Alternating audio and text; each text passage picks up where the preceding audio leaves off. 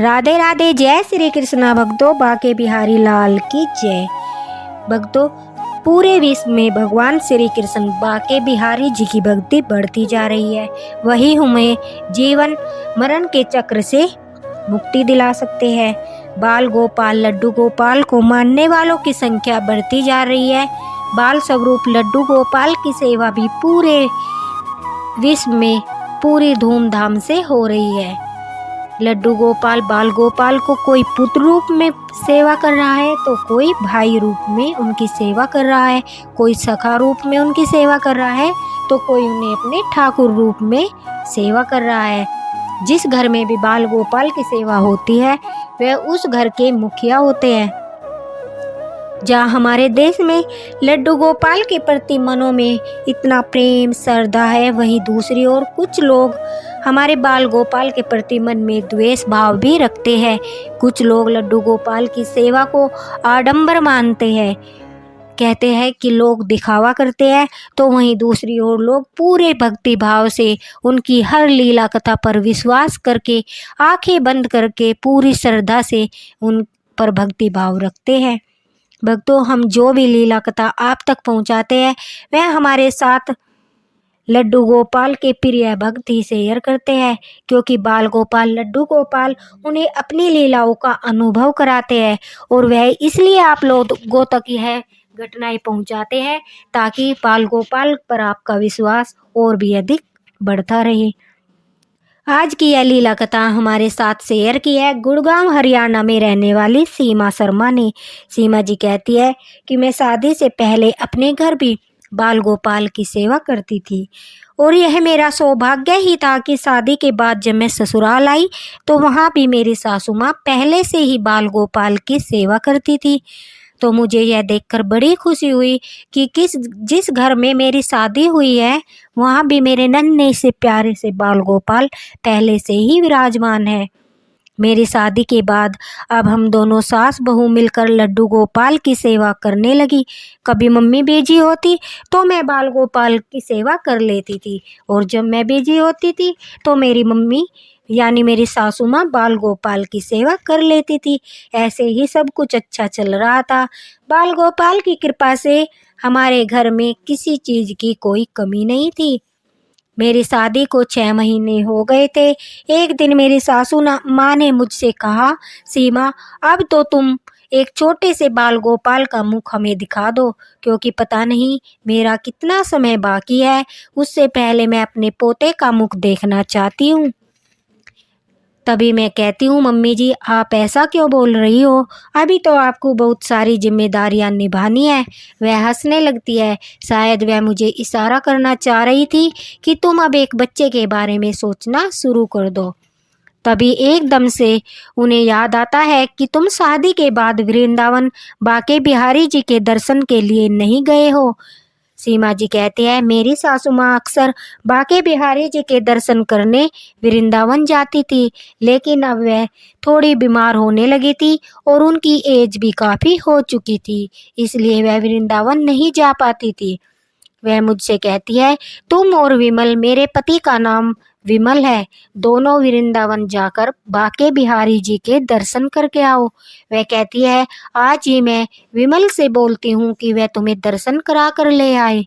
मैं बड़ा ही खुश थी क्योंकि बहुत दिनों से मैं वृंदावन जाना चाहती थी, बाके बिहारी जी के दर्शन करना चाहती थी। अब मेरी सासू माँ मेरे पति से कहती है कि बाके बिहारी जी का आशीर्वाद लेने तुम दोनों वृंदावन चले जाओ। मेरे मन में तो यह पहले ही आ रहा था, लेकिन मैंने न जाने कैसे यह तुमसे कहना भूल गई कि बाके बिहारी जी के दर्शन करने चले जाओ।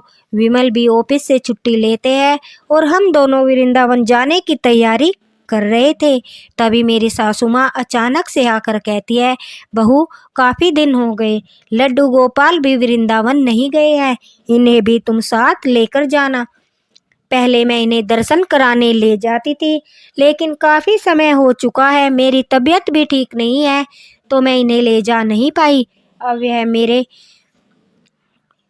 मेरे हाथ में नहीं रहा कि इनको कब वृंदावन जाना है और किस तरीके से जाना है। शायद यह तुम्हारे साथ ही वृंदावन जाना चाहते हैं। अब मैं और मेरे हस्बैंड और लड्डू गोपाल हम वृंदावन के लिए निकल जाते हैं। हम अपनी बाइक से ही वृंदावन जा रहे थे क्योंकि यहाँ से ज़्यादा दूर का रास्ता नहीं था। हमने सोचा 2 या 2.5 घंटे में हम वृंदावन पहुँच जाएंगे और सभी मंदिरों के दर्शन आराम से करेंगे। लड्डू गोपाल को मेरी सासू माँ एक प्यारी सी टोकरी में रखकर मुझे देती है। हम अच्छे से वृंदावन पहुंच जाते हैं। बांके बिहारी मंदिर में काफ़ी भीड़ थी।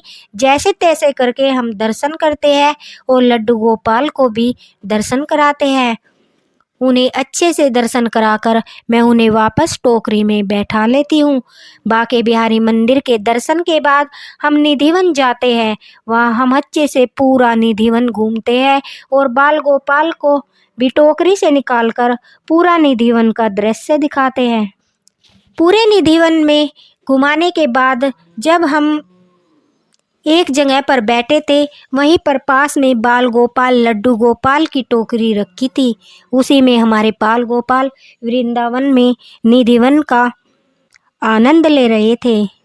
हमें भी काफ़ी अच्छा लग रहा था। उसी बीच हमारे साथ एक ऐसी घटना होती है जिसे आज भी याद करके मेरे पैरों के नीचे से ज़मीन खिसक जाती है। हम जहाँ बैठे थे वहीं पर मैं अपनी साइड में लड्डू गोपाल वाली टोकरी रख लेती हूँ और हम एक दूसरे से प्रेम मंदिर जाने की बात कर ही रहे थे कि अचानक से एक बंदर का झुंड आकर लड्डू गोपाल वाली टोकरी उठाकर भाग जाता है। टोकरी उठाते ही मैं उनके पीछे दौड़कर टोकरी लेने का प्रयास करती हूँ, लेकिन आप तो जानते ही हैं कि वृंदावन के बंदर कितने शरारती है। वह दौड़कर तुलसी के पेड़ पर चढ़ जाते हैं। मेरे तो जैसे मानो किसी ने तन से प्राण ही निकाल लिए हो। मैं जोर जोर से रोने लगती हूँ और कहती हूँ पता नहीं अब हमारे बाल गोपाल लड्डू गोपाल हमें वापस मिलेंगे या नहीं, क्योंकि वह बंदर कहीं भी दिखाई नहीं दे रहा था। मैं बाल गोपाल के लिए इतना परेशान हो रही थी कि मुझे कुछ समझ नहीं आ रहा था, न ही मेरे पति को कुछ समझ आ रहा था कि ऐसी परिस्थिति में वह क्या करे। हमने पूरा निधिवन छान मारा, लेकिन मेरे बाल गोपाल लड्डू गोपाल का कुछ अता पता नहीं था। वह बंदर हमारे छोटे से बाल गोपाल को कहाँ लेकर गया होगा, यह सोच सोच कर मेरी आंखों में आंसू आ रहे थे। हमने घर मम्मी जी को फ़ोन लगाया और उन्हें सारी बात बताई। लड्डू गोपाल के गायब होने के बात सुनकर वह भी रोने लगती है। पिछले 15 सालों से हम उनकी सेवा कर रहे थे। हमारी जगह कोई भी होता इस तरह बाल गोपाल को अगर बंदर उठाकर ले जाते तो वे उसका भी हाल यही होता जो उस वक्त हमारा हो रहा था। वह मुझसे कहती है बहू कुछ भी हो जाए मेरे बाल गोपाल को वापस लेकर ही आना, मैं उनके बगैर नहीं रह पाऊंगी। वहाँ पर उपस्थित सभी लोग हमें समझा रहे थे कि अब लड्डू गोपाल का मिलना मुश्किल है, आप यहाँ से दूसरा विग्रह ले जाओ। पता नहीं वह बंदर उन्हें कहाँ ले गया होगा और यह नगरी तो उनकी ही है। वह जहाँ भी होंगे सुरक्षित होंगे। और ऊपर से शाम भी होने वाली थी। अब निधिवन भी बंद होने वाला था। मैंने बाल गोपाल के साथ भाई बहन का रिश्ता बनाया था। भला एक बहन अपने भाई को छोड़कर कैसे जा सकती थी। सीमा जी कहती है हम वहीं पर आस लगाए बैठे थे कि शायद वह बंदर हमें दिख जाए, हमारे बाल गोपाल लड्डू गोपाल हमें मिल जाए। लेकिन धीरे धीरे निधिवन भी खाली कराने के लिए वहाँ पर सेवा कर्मी आ जाते हैं और हमें समझाते हैं कि बहन ठाकुर जी की मर्जी के बिना तो पत्ता भी नहीं हिलता। अगर उनकी मर्जी हुई तो सुबह को आपके बाल गोपाल अवश्य मिल सकते हैं। लेकिन यहाँ के बंदर तो पता नहीं कहाँ कहाँ घूमते हैं। उन्होंने आपके विग्रह को कहाँ गिराया होगा यह तो स्वयं ठाकुर जी ही जानते हैं। मैं लगातार रोए जा रही थी। बांके बिहारी जी से प्रार्थना कर रही थी, अपने बाल गोपाल को पुकार रही थी। दोस्तों सीमा जी जब यह लीला हमें बता रही थी तो उनका दर्द मैं महसूस कर पा रही थी, क्योंकि किसी अपने को खोने का दर्द क्या होता है यह मुझे अच्छी तरह पता है। सीमा जी कहती है हमें भी निधिवन से बाहर निकाल दिया जाता है। मैं बाल गोपाल के लिए तड़प रही थी। उधर मेरी सासू माँ भी बार बार कॉल किए जा रही थी कि लड्डू गोपाल मिले कि नहीं। तभी अचानक से एक 20 साल का लड़का आकर मुझे कहता है, दीदी आप आराम से कहीं धर्मशाला में रुक जाइए। ठाकुर जी के दर से कोई दुखी होकर नहीं जाता। सुबह तक निधिवन की सफाई होगी, क्या पता आपके बाल गोपाल मिल जाए, क्योंकि रात्रि में सभी जीव जंतु निधिवन छोड़कर बाहर निकल जाते हैं। तो क्या पता वह बंदर भी बाल गोपाल को निधिवन में छोड़कर बाहर आ जाए। आप सुबह यहाँ आकर पता कर लेना। अब मेरे पति कहते हैं कि वैसे भी रात भर यहाँ बैठने का कोई फायदा नहीं है, हम सब सुबह जल्दी यहाँ आ जाएंगे। अब हम एक धर्मशाला में रुक जाते हैं। रात भर लड्डू गोपाल के लिए मैं रोती रहती हूँ और बाके बिहारी जी से प्रार्थना करती रहती हूँ कि हे बाके बिहारी, मुझे मेरे बाल गोपाल लौटा दो। मुझे और कुछ नहीं चाहिए, बस हमें हमारे लड्डू गोपाल वापस दिला दो। रोते रोते मेरी आंखें लग जाती है और मुझे नींद आ जाती है।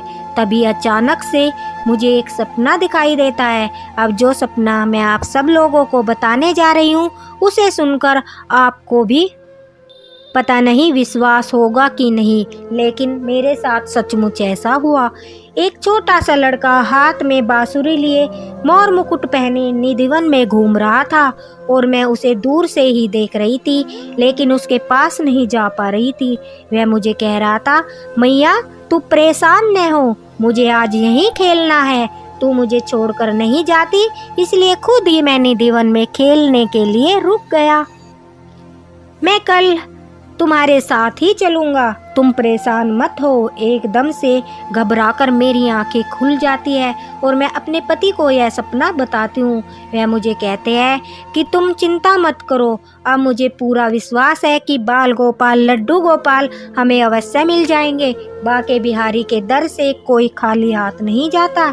हम सुबह 4 बजे ही निधिवन के गेट पर पहुँच जाते हैं और गेट खुलने का इंतजार करने लगते हैं। तो जब हम वहाँ जाते हैं तो वहाँ के कर्मचारियों को सारी बात बताकर अंदर जाते हैं। बाके बिहारी जी की दया से वह लोग निधिवन की सफाई में हमें हाथ बटाने का सौभाग्य देते हैं। जब हम वहाँ सफाई कर रहे थे तब मुझे एक टोकरी मिलती है, लेकिन उसमें मेरे बाल गोपाल नहीं थे, जिसे देखकर मैं और भावुक हो जाती हूँ। मेरे मन में आता है कि अगर टोकरी यहाँ है तो अवश्य ही लड्डू गोपाल भी यहीं कहीं होंगे। हम आसपास सब जगह लड्डू गोपाल को खोजते हैं। हमारे साथ लगे सभी लोग लड्डू गोपाल को ढूंढने लगते हैं। तभी अचानक से उनमें से मेरे बाल गोपाल को लेकर एक लड़का आता है और वह कहता है, कहीं यह तो तुम्हारे लड्डू गोपाल नहीं है। उन्हें देखकर मैं दौड़कर गोदी में उठा लेती हूँ और उससे पूछती हूँ कि तुम्हें यह बाल गोपाल कहाँ मिले। तभी वह बताता है कि जब मैं सफाई कर रहा था तो एक तुलसी की शाखा पर यह बैठे हुए थे।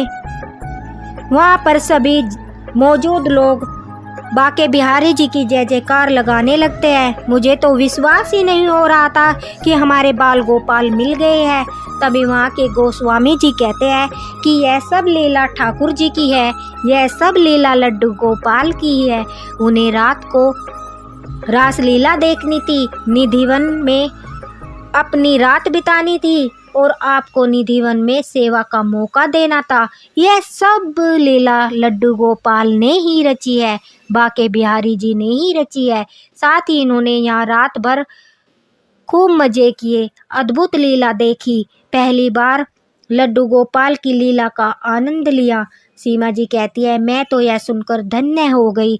हम बाल गोपाल को लेकर घर आ गए। जब से वह निधिवन में रात गुजार कर आई है, तब से हमारे घर में अपार खुशियाँ है। मेरी सासू माँ जो बीमार रहती थी वह भी बिल्कुल ठीक हो गई है। हमारे लड्डू गोपाल ने हमारे साथ ऐसी अद्भुत लीला की जिसे हम कभी नहीं भूल सकते। दोस्तों, यह लीला सुनकर पहले तो मुझे भी लगा कि पता नहीं लड्डू गोपाल मिले या नहीं, लेकिन जब पता चला कि यह सब उनकी ही मर्जी थी, वह निधिवन रहना चाहते थे, तब यह बात सुनकर मैं इतनी प्रसन्न हुई कि बाल गोपाल लड्डू गोपाल को जो करना होता है वह लीला रच ही देते हैं। लेकिन फिर भी जब भी बाल गोपाल लड्डू गोपाल को आप बाहर लेकर जाए तो पूरा ध्यान रखें। उन्हें मानसिक रूप से ही हम अपने साथ भी ले जा सकते हैं। जैसा आप चाहे ऐसा कर सकते हैं। सीमा जी ने यह दिल को छू लेने वाली सत्य घटना हमारे साथ शेयर की, उसके लिए मैं उनका धन्यवाद करती हूँ। इसी के साथ भक्तों बोलो श्री राधे राधे। बाके बिहारी लाल की जय। लड्डू गोपाल की इतनी अद्भुत सत्य लीला कथा सुनने के लिए इसी तरह साथ बनाए रखना। बोलो श्री राधे राधे।